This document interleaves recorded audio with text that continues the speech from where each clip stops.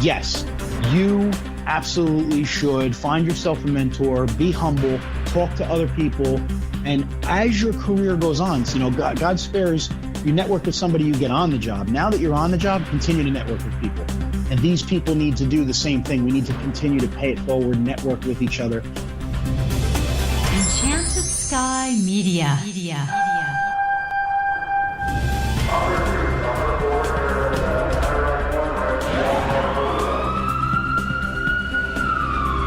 From the Federal Resources Studio, this is Code 3, the Firefighters Podcast, hosted by award-winning journalist Scott Orr. Code 3 features interviews with leading members of the fire service, discussing firefighting strategy, tactics, and other topics you need to know more about. Now, here's Scott. That's right, and I will not let Parkinson stop me. Thank you for joining me again here on Code 3. This is the show for and about firefighters. We're informing and entertaining members of the fire service, just like you, from coast to coast. If you're trying to join the fire service, raise your hand. Wow, that's a lot of you. There are some good resources to help you with things like passing the written tests and the interview stage. But one of the keys is mentorship, aka networking. Turns out who you know really can make a difference in getting in the door. My guest today is here to explain. Dave McGlynn is a 17-year fire and emergency services veteran who has worked in both municipal and federal fire departments as a volunteer and career firefighter. He's currently the Chief Training Officer for the U.S. Military Academy at West Point's Fire Department. Dave also owns Passion in Leading LLC, and I'll have contact info on that later. And Dave McGlynn joins me now. Welcome to Code 3. Thanks, Scott. Thanks for having me. I'm really honored. Is it really as much about who you know as what you know when it comes to getting a fire service job? I think both of those are important. They're both equally important. So you should know, we're in a business where we deal with lives and property, so you should have some kind of understanding of what you're getting yourself into. Far too many times we've had people in the business that maybe shouldn't be in the fire service business, maybe don't understand how much really is involved with it, the physical aspect as well as the mental aspect, all the time away from family, all that stuff. It takes a special kind of person to really dedicate themselves to doing it, both volunteer and career. But if you're making a career out of it, you should be mindful of what it is going to take to be a firefighter. But the second important part of that is, yes, I don't want to say unfortunately, because I've made a great career of who I know. Now, I'm not into kissing butt or brown nosing. I've never been one of those kinds of people. Anybody that truly knows me knows that that's just not something that I do. I recently applied for another promotion for a base, because I'll explain that in a second, but for a base where I would be still a chief training officer, but it would be a promotion, and the schedule would be better than what I'm on now. And I know the deputy fire chief there, but I have not at one time reached out to him and said, hey, will you do me this favor? I've never believed in that. But understanding how to go about getting a job, understanding how to build your resume, understanding how to take these tests, getting to know people in those fire departments that you're trying to get hired at, that is important. Because if you're not doing it, somebody else is. And they're building credibility for themselves. They're building this relationship with these people. These people are giving them feedback that are already on the job that are going to help that person get the job. So yes, it is. They are both equally important. You should know and have an understanding of what this job entails, but you should also be humble enough to reach out to people that are going to help you get on the job, because it's not an easy job to get, as anybody listening knows. It's not. It's a job we all want, and that's why it's not easy to get. That's true. There are a lot more applicants than open positions. So what does networking do to help you get in the door if you do it right? I would say it makes you a more versatile person in general. So, speaking as if you're already on the job, networking is going to be able to make you better at everything you can do. I have never been a subject matter expert with anything, but I do know people. Yeah, but I do know enough subject matter experts that they've been able to help me in my career, in my development, and as well as my current job, which is managing a training program for the most prestigious military academy in all the world. I manage the training program for that fire department. If I wasn't able to network with others, I wouldn't have it wouldn't be successful, But to go off of your actual question, the things that you can get, like I said before, we get guys that they don't understand that there's a lot more to it than just showing up and taking a test or submitting an application. In the federal government where I work, everything is based off of resume and interview skills, as well as your certifications that you have. So if you're a guy that's trying to get in the federal government as a career fireman, you're not going to, and you're not knowing that, you're not going to have an opportunity to get the job. But when you reach out to people that are already on the job, these guys are able to sit there, mentor you, explain to you, hey, this is how you put together your resume. These are the type of jobs that you want to apply for. This is how you fill out the application. These are the type of credentials and certifications you need. So that's where the networking thing comes in handy. For me, I couldn't get on the job for the longest time. I was taking test after test after test. And a very dear friend of mine, Terry Kennedy, from Island section of Woodbridge Township, New Jersey, where I grew up, he was on the job and he helped me. He sat with me and he mentored me and he told me what classes I needed to take and he explained to me how to build my resume and what I need to have on my resume. And that got me in the door. I know people that are on the job in the cities, same thing. They made friends with guys that were going to be on the testing circuit. They created study sessions. They had study partners. They went and took tests together. They went and took, these classes. They reached out to people. That's the biggest thing is you want something, right? You want that job. And when you're on the job, same thing. You want to be promoted and stuff like that, right? So if you are not willing to talk to somebody else who's going to be able to say, hey, I have the thing that you want. Here's how I got it. Or here's what went wrong for me. That's the art of networking. That's the beauty of networking is, you gain so much success by just talking to other people and building a relationship with somebody. So it sounds like part of the advantage you get with networking is that you don't have to make some of the mistakes yourself. You can go by what other people have done wrong if they'll tell you. Oh, sure. Yeah, that's exactly. That's another beauty of it. Is it, I don't know if you have siblings. I'm the fourth in my family. God bless my poor mother. She had four of us, and I have. Yeah, and I have two older brothers and an older sister. So I often tell people, I'm my parents' favorite child, and it seems like it's arrogant. I'm half joking, but I'm half serious. And the reason why was because I knew what not to do because they did it already. So the same thing goes with when you're trying to get the job. You're networking with these people, like you just said. You have a relationship with somebody who's going to try to help build you into gaining this success.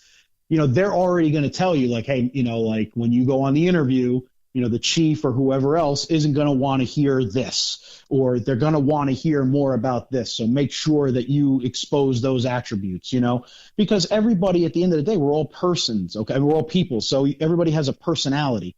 So if you're networking with somebody and you're trying to get on the job, that person has the in already to know what you can and can't say and what you should and shouldn't do that will help you stand out or won't help you stand out. Tell me a little bit more about your experience getting hired for the first time into the fire service. Well, so for me, I had actually man, it was tough. I'll tell you. I spent, and the thing is people have these same stories, which is always nice to see or hear as you grow in your career. So I would say that for a good almost 7 years, I took tests throughout New Jersey, the FDNY. I went down to Charlotte with a few of my friends, Baltimore City. And I was putting in for a lot of federal, DOD, Department of Defense, fire department jobs, and I couldn't get in. I had tried going on these diets and getting myself in shape and everything. But the problem was friends of mine were going out and they were networking. They were talking to other people who were on the job. Those people were saying, hey, there's this test prep that you should go to. I didn't do that. I wasn't humble enough to say, hey, maybe I should talk to somebody else and they'll help me. I thought, well, I'll just do it on my own, which was just foolish. And it was a long, hard, struggling road. I saw all of my friends that came into fire service with me where we were volunteering. I saw all of them getting jobs. They were getting on the city that they grew up in, or, the city that their grandfather was from, or they were getting hired at the FDNY. Another one got hired in DC. Another one got hired in Baltimore. I just saw another one got hired in Philly. Now, at this point, did you ask yourself, why am I not getting hired? I did. That was the problem is I think that was an arrogant question to ask myself. I did. I kind of selfishly thought like, well, instead of me being happy for my friends, for my brothers, I'm instead focusing on me. I'm like, well, this isn't fair. Why are they getting the job and I'm not? How are they much a better fireman than me? And that's a stupid thing to look at because we were all good at being firemen. Their thing was they were smart enough and humble enough to reach out to others to assist them in the process, where I arrogantly and selfishly thought, I'll just give it my own. I'll just do it on my own. And it didn't work for me until I was able to accept humility and sit with my friend Terry Kennedy and him, basically give me a wake up call like, hey, pal, you need to, straighten up and you need to, accept that, you're not great. And I see something in you and I want to help you. And he did, and he took that time to help me. And I always say his name in any public setting that I can. And he's so modest that he doesn't want me to do it. But I do because I'm living the thing that I always dreamed to do. And it's just been so great since I've been able to do it. And had he have not taken that time to sit and do that with me, I wouldn't have that opportunity. You and I, Scott, we would never talk because I wouldn't have been in the successful position I'm in for you to reach out to me and say, hey, I'd like to interview you. I owe a lot of that to that person. And the thing is there's so many people like me at that time out there that are listening to you and listening to your podcast and, that are reading, the blogs and the articles and attending the workshops and attending FDIC and all that stuff. And they are that guy that needs that one-time guidance, that one-time person is to sit them down and say, here's the path. I'm going to hold your hand. This is what you need to do. And that, like I said, I always attribute everything to networking because that is, by definition, networking. You're speaking with another person. You're communicating and sharing knowledge and information with another person. And that person is going to help build you into a success. I'll be back with more right after this. Federal Resources is a mission-critical solutions provider with only one goal: to empower and prepare the first responder for any threat, at home or abroad, that they are called on to respond to. Your mission is to protect and defend. Our mission is to make sure you're equipped with the knowledge and training on response techniques to current threats. We'll make sure you know the latest innovations in technology to ensure mission success every time. You look out for everyone else. Let us look out for you. Learn more at federalresources.com.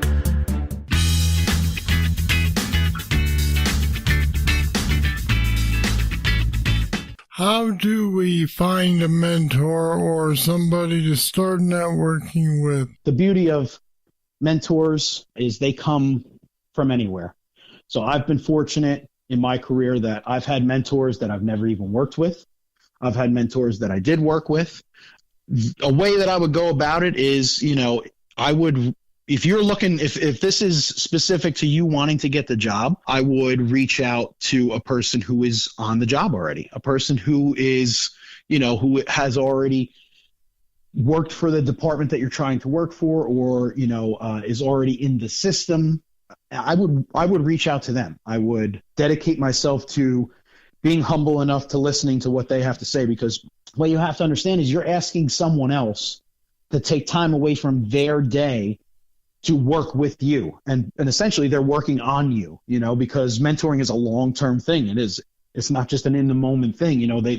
They're preparing you for a success. And the benefit that they get out of it is just that they helped you. You're the one that really reaps the benefit. So you have to hook up with a person who you really know is going to be able to dedicate that time to you, but you also have to be patient and sympathetic enough or empathetic enough to understand that their time is valuable. So you're on their time.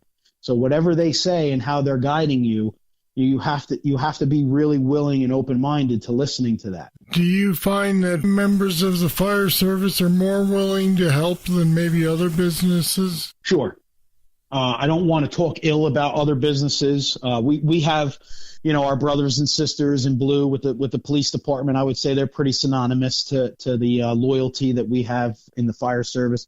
With the exception of emergency first responders and the military, every other business is, from my experience and from my assessment, they're more selfish. They really are. They're in it for their own self-development. They're in it for for them to you either have your time card punchers, your 9-to-5ers, or you have people who are stepping on everybody they can to get as much success as they can so that they can have what I like to call on paper success and feel good about themselves. The fire service, we're in the business of helping people. So if I'm willing to help a perfect stranger, if it's just ingrained in my blood that I get off on wanting to help another person who I've never met, this person could be an absolute piece of crap, but I will drop everything I can to help this person, then I absolutely am going to help another person who has the same mindset and thought and passion that I have for that. So yeah, in the fire service, especially in emergency services, we're more susceptible to wanting to help other people. We want to help each other out. We want to help our brothers and sisters get on the job. We want them to be able to feel the same drive that we feel, the same feeling of achievement as we feel. So yes, I do feel that this business, separate from others, we're very fortunate that we have so many people out there that want to mentor another person to help them get that same thing. So I guess the moral of the story is, if you want to move up, find someone who can help you and ask for their help. Yeah, but do it in the right way. Don't do it by kissing butt or brown nosing.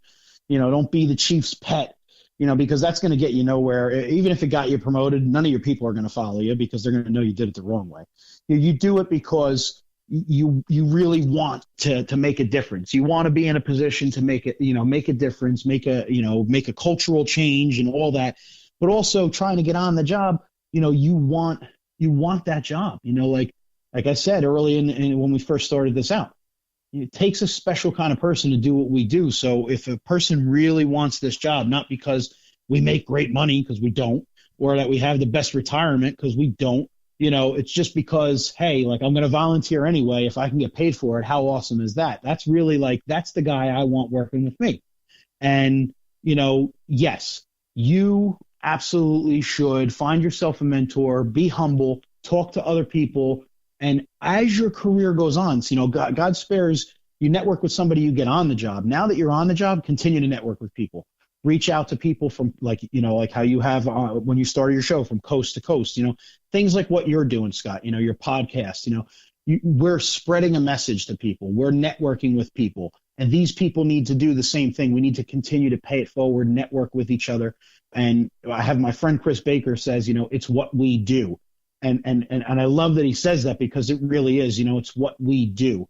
So yes, network with others, network throughout your entire career. It will give you nothing but success, but also pay that forward, keep that culture going, so that the people that you networked with that helped you, now you go and network with somebody that, that then they're going to do the same thing and help somebody else. And it's just this ever, pay it forward process. All right, Dave McGlynn, thanks very much for being on Code 3 today with me. Oh, absolutely, brother. I appreciate you having me. Thank you.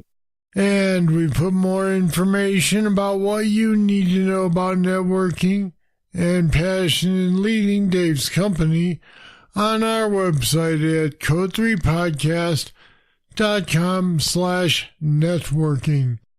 Check it out. Ready for your trivia question? What's a Bresnan nozzle?